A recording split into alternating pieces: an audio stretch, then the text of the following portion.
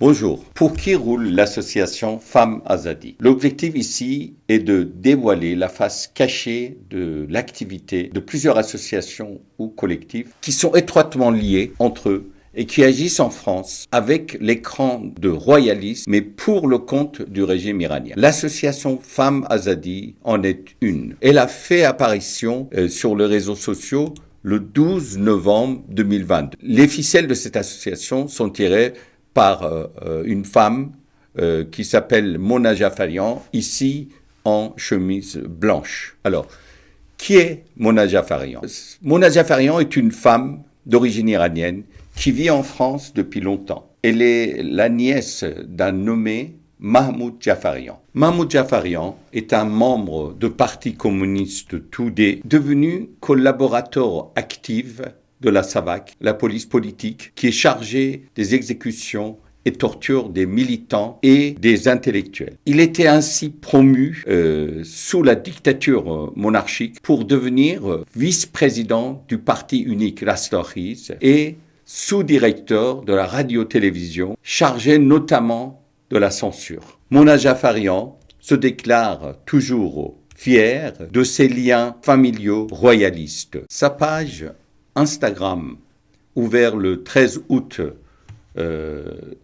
2013, démontre qu'il s'agit d'une influenceuse relativement suivie et cette page est dépourvue de toute activité ou information politique sur l'Iran, notamment entre le 15 et le 18 novembre 2019, où plus de 1500 manifestants sont tués en Iran pendant le soulèvement qui a couvert le pays. On constate que le seul post publié pendant le soulèvement est une image de sa vie quotidienne, alors que des dizaines de manifestations contre la répression du soulèvement du peuple iranien par le régime ont lieu à Paris. La page Instagram de son mari aussi abonde des photos des hauts gradés du régime responsables du massacre du peuple iranien. Ces photos ont été prises durant leur voyage en Iran en hiver 2012.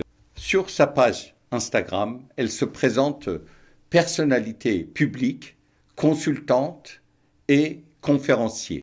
Alors que sa première apparition publique, c'est lorsqu'elle participe pour la première fois le 5 octobre 2022 dans une manifestation tenue place de la République.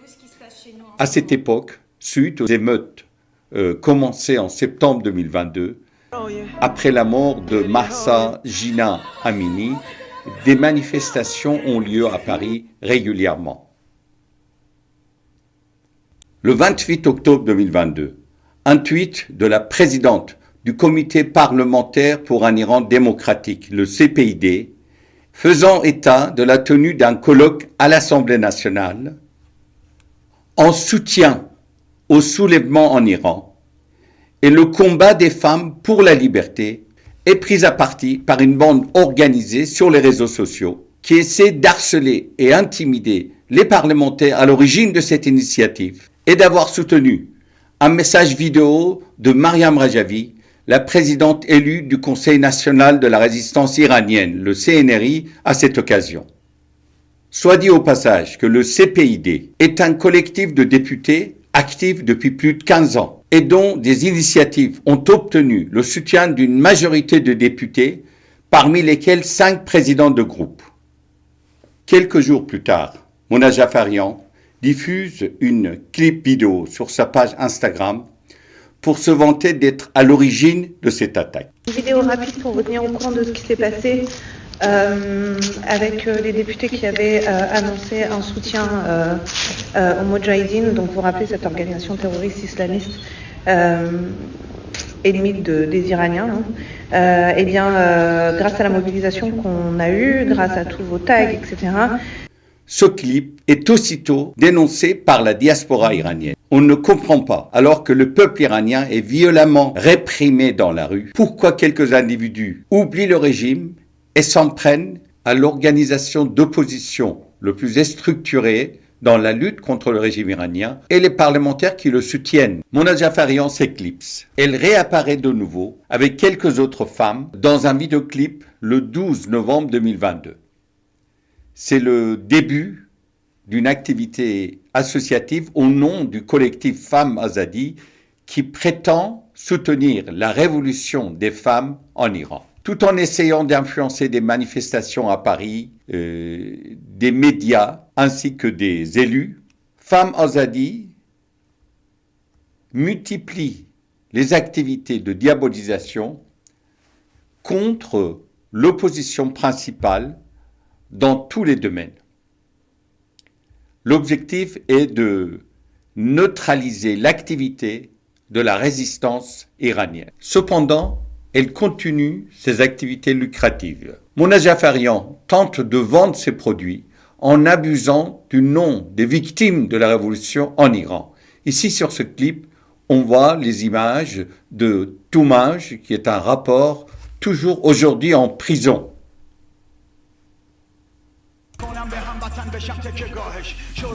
Bonsoir, j'espère que vous allez bien. Moi ça va, je vous fais des stories un peu tard ce soir parce que c'était une journée super mouvementée.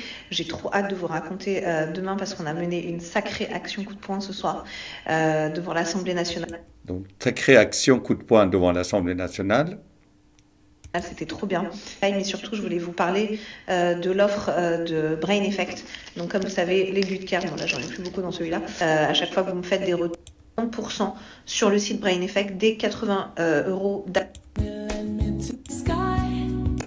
demain. Et j'ai trop de trucs à vous raconter demain. Bye bye.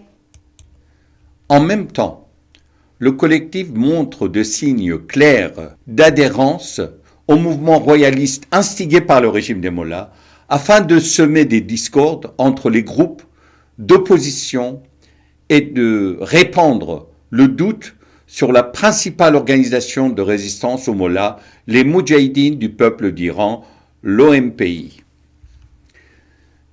Suite à la répression brutale qui diminue les manifestations de rue en Iran, Femmes Azadi rétrécit aussi ses activités et réapparaît carrément comme un instrument perturbateur au service de Téhéran. Le 24 février 2024, une douzaine de hooligans composés des membres de ces collectifs, y compris des éléments de Femmes Azadi, s'en prennent à des participants d'une conférence organisée par les associations proches du Conseil national de la résistance iranienne dans la salle Mutualité de Paris.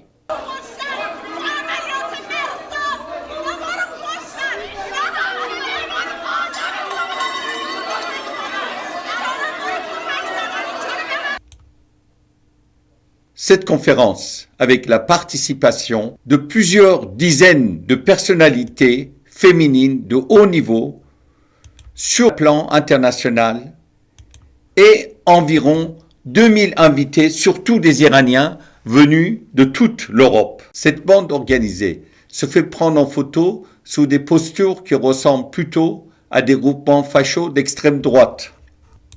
Très loin de l'image d'une association de défense de droits des femmes dont elle se présente.